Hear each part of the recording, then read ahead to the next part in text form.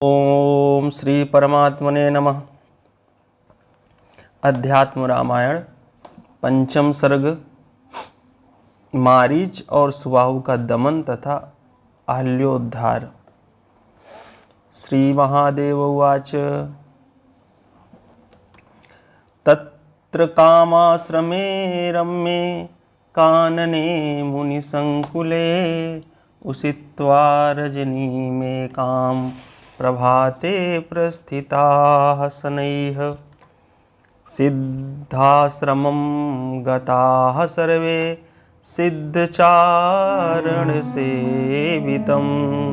विश्वामित्रेण सन्दिष्टा मुनयस्तन्निवासिनः पूजां च महतीं चक्रु रामलक्ष्मणयोर्दूतं श्रीरामः कौशिकं प्राह मुने दीक्षां प्रविश्यतां दर्शयस्व महाभाग कुतस्थौ राक्षसाधमौ तथेत्युक्ता मुनिर्यष्टु मारेभे मुनिभिः सह मध्याह्ने ददृशाते तौ राक्षसौ कामरूपिणौ मारीचश्च सुबाहुश्च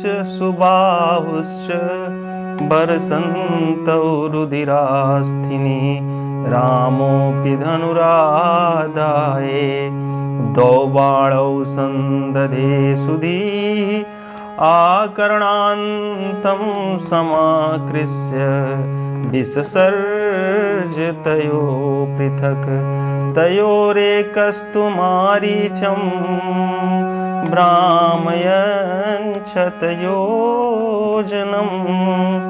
पातयामास जलधौ तदद्भुतम् इवाभवत् द्वितीयो अग्निमयो बाणः सुबाहुं जयच्छडात् अपरे लक्ष्मणेनासु हतास्तदनुयायिनः पुष्पौघैराकिरन् देवा राघवं सह लक्ष्मणं देवदुन्दुभयोने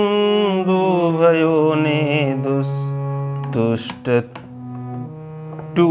सिद्धचारणाः विश्वामित्रस्तु सम्पूज्य पूजार्हं रघुनन्दनम् अङ्के निवेश्य चालिङ्ग्य भक्त्या वाष्पाकुले क्षणा भोजयित्वा सह भ्रात्रा रामं पक्वफलादिभिः पुराणवाक्यैर्मधुरैर्निनाय दिवसत्रयम् चतुर्हनि सम्प्राप्ते कौशिको राममब्रवीत् राम राम महायज्ञं द्रष्टुं गच्छामहे वयं विदेहराजनगरे जनकस्य महात्मनः तत्र माहेश्वरं चापम् अस्ति न्यस्तं पिनाकिना द्रक्ष्यसि त्वं महासत्त्वं पूज्यसे जनकेन च इत्युक्त्वा मुनिभिस्ताभ्यां ययौ गङ्गासमीपगम् गौतमस्याश्रमं पुण्यं यत्र हल्या स्थिता तपः दिव्यपुष्पफलोपेतपादपैः परिवेष्टितं मृगपक्षिगणैर्हीनं नानाजन्तुविवर्जितं दृष्टोवाच मुनिं श्रीमान् रामो राजीवलोचनः कस्यैतदाश्रमपदं भाति भास्वक्षोभं महत् पत्रपुष्पफलैर्युक्तं जन्तुभिः परिवर्जितम् आलादयति मे चेतो भगवन् ब्रूहि तत्त्वतः विश्वामित्रोवाच शृणु राम पुरावृत्तं गौतमो युक्तः सर्वधर्मभृतां श्रेष्ठस्तपसाराधयन् हरिं। तस्मै ब्रह्मा ददौ कन्यामहल्यां लोकसुन्दरीं। ब्रह्मचर्येण सन्तुष्टः शुश्रूषणपरायणां। तया सार्धमिहावात् सीदगौतमस्तपताम्बरः। सक्रस्तुतां दर्शयूतमनन्तरं प्रेप्सुर्वहम्। सक्रस्तुतां दर्शयितुमनन्तरं प्रेप्सुरन्वहं। कदाचिन्मुनिवेशेण गौतमे निर्गते गृहात्। दर्शित्वाथ निरगात् त्वरितं मुनिरप्यगात्। दृष्ट्वा यान्तं स्वरूपेण मुनिः परमकोपना। पप्रच्छकस्त्वं दुष्टात्मनमं रूपधरोधमः। सत्यं ब्रूहि न चेद् भस्म करिष्यामि न संशयः। सोऽब्रवीद देवराजोऽहं पाहि मां कामकिङ्करम्। कृतं जुगुप्सितं कर्म मया कुत्सितचेतसा। गौतमः क्रोधतां राक्षः सशाप दिविजाधिपम्। योनिलं पटदुष्टात्मन् सहस्र भगवान् भव। सप्त्वा तं देवराजानं प्रविश्य स्वाश्रमं द्रुतम्। दृष्ट्वा हल्यां वेपमानां प्राञ्जलिं गौतमो ब्रवीत्। दुष्टे त्वं तिष्ठ दुर्वृत्ते शिलायामाश्रमे मम। निराहारा दिवारात्रं तपः परमं आस्थिता। आतपानिलवर्षादिसहिष्णुः परमेश्वरं ध्यायन्ती रामम् एकाग्रमनसा हृदि संस्थितं। नानाजन्तुविहीनोऽयमाश्रमो मे भविष्यति। एवं वर्षसहस्रेषु ह्यनेकेषु गतेषु च रामो दाशरथी श्रीमानागमिष्यति सानुजः। यदा त्वदाश्रयशिलां पादाभ्यामाक्रमिष्यति तदैव धूपपापां त्वं रामं सम्पूज्य भक्तिता। परिक्रम्य नमस्कृत्य स्तुत्वा शापाद्विमोक्ष्यसे। पूर्वनमं शुश्रूषां करिष्यसि यथा सुखम्। इति युक्तः गौतमः प्रागाद्धीमवन्तं न गौतमम्।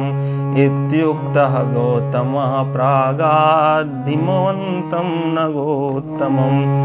तदाद्य भूतानां दृश्या स्वाश्रमे शुभे। तव पादरजः स्पर्शं काङ्क्षते पवनासना। आस्ते अद्यापि रघुश्रेष्ठ तपो दुष्करमास्थिता। पावयस्व मुनेर्भार्यामहल्यां ब्रह्मणासुताम्। इति उक्त्वा राघवं हस्ते गृहीत्वा मुनिपुङ्गवः। दर्शयामास चाहल्याम् उग्रेण तपसा स्थितां। रामः शिलां पदां स्पृष्ट्वा तां चापश्यत्तपोधनां।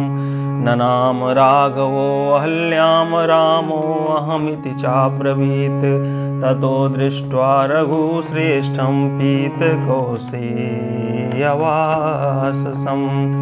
चतुर्भुजं शङ्खचक्रगदा पङ्कजधारिणं। धनुर्बाणधरं रामं लक्ष्मणेन समन्वितं। स्मितवक्त्रं पद्मनेत्रं श्रीवत्साङ्कितवक्षसं। नीलमाणिक्यसङ्काशं द्योतयन्तं दिशो दश दृष्ट्वा रामं रमानाथं हर्षविस्फारिते क्षणा गौतमस्य वचा स्मृत्वा ज्ञात्वा नारायणं परं सम्पूज्य विधिवद्रामम् अर्घ्यादिभिर्निन्दिता हर्षाश्रुजलनेत्रान्ता दण्डवत् प्रणिपत्य सा उत्थाय च पुनर्दृष्ट्वा रामं राजीवलोचनं पुलकाङ्कित सर्वाङ्गा गिरा गदगदेलत्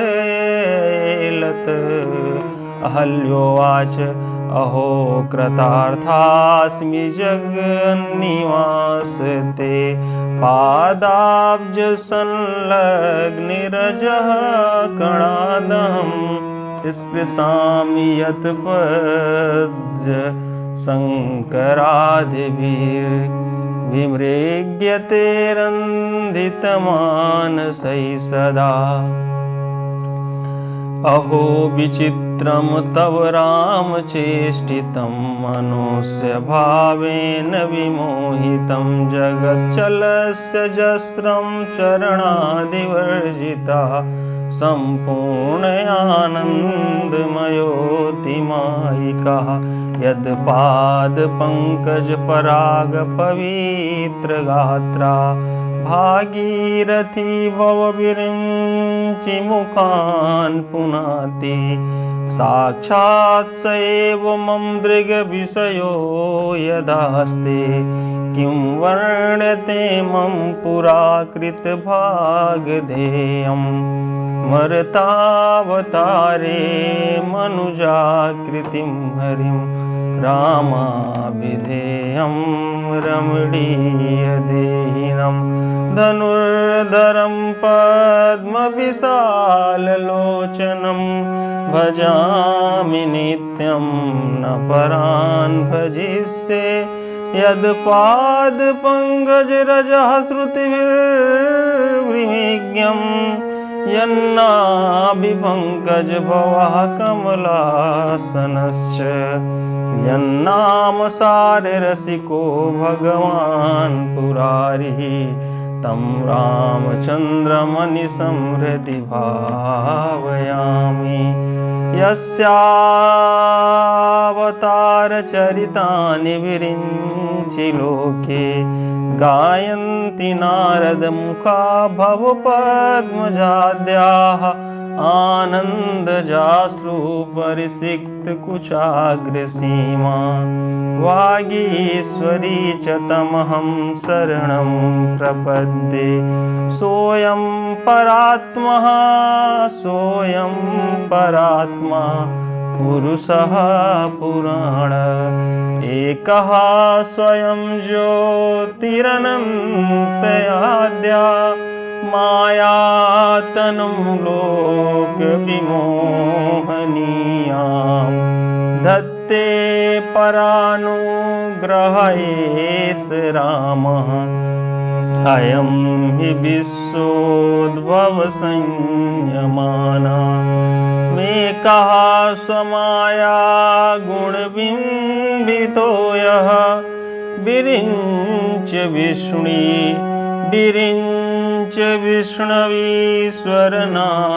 भेदान् धत्ते स्वतन्त्रः परिपूर्ण आत्मा नमोऽस्तु ते राम तवाङ्घ्रिपङ्कजं श्रियादृतं वक्षशिलालितं प्रियात् आक्रान्तमेकेन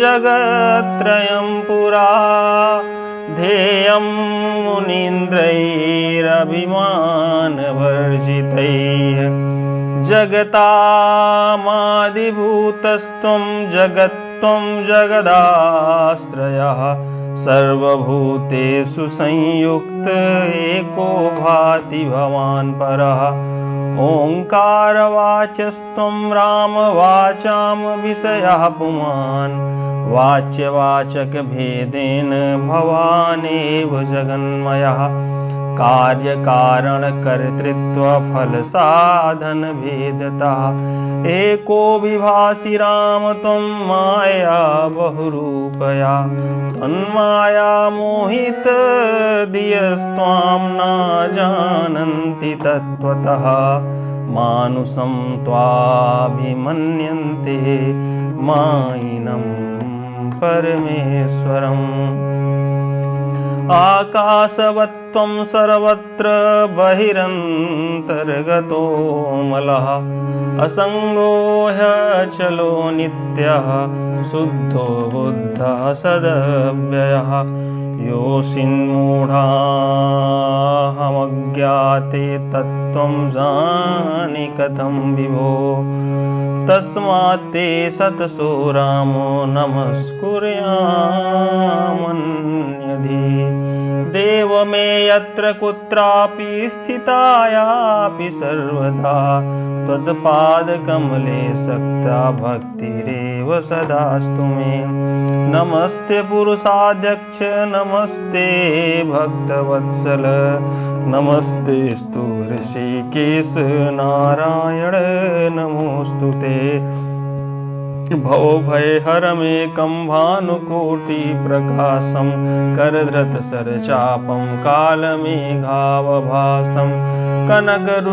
कनकरुचिरवस्त्रं रत्नवत्कुण्डलाढ्यं कमलविशदनेत्रं सानुजं राममीडे स्तुत्वैवं पुरुषं साक्षाद् राघवं पुरतः स्थितं परिक्रम्य प्रणम्यासु सानुज्ञाध्याययौ पतिम् अहल्याया कृतं स्तोत्रं यः पठेद् भक्तिसंयुतः समुच्यते अखिलैः पापैः परं ब्रह्मादिगच्छति पुत्रादर्थे पठेद् भक्त्या रामं हृदि निधाय च संवत्सरेण लभते बन्ध्यापि सुपुत्रकम् सर्वान् कामान् वाप्नोति रामचन्द्र प्रसादतः